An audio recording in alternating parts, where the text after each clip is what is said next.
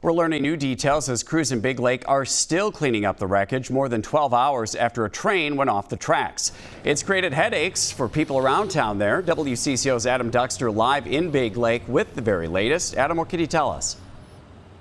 Yeah, Derek, it was a bit of an early morning wake-up call for people who live near these tracks. 3:15 in the morning, they say that's when they heard the loud sound of crunching and crashing metal. And you could see now, even more than 12 hours later, work still going here in Big Lake. And when the sun came up, you truly got a sight of the extent of this damage. 15 cars in all off of the train tracks. And when you take a look at our drone video, you could really start to see just the extent of this damage when you see those cars piled up on top of one another. The BNSF, who runs this stretch of railroad, says consumer goods were inside of these cars, meaning there is not a threat to anyone living nearby. And if you can remember, Derek, the last train derailment we saw in Minnesota was in Raymond back in 2023, where those cars caught on fire after going off the tracks and those people had to evacuate.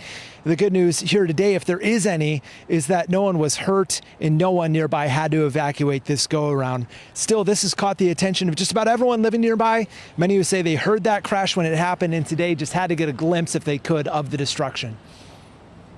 Absolutely just horrendous metal crunching. It sounded like to me it did. We have a lot of train traffic through here, so having it down is probably going to cause a lot of issues. And Derek, you heard Stephanie say just then exactly how much of a disruption this is going to be to this train service.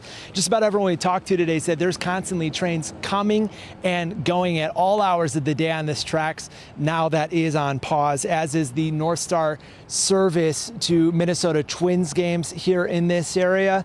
This cleanup, Derek, could take hours. There really is no telling how long it's going to take before everything is back open.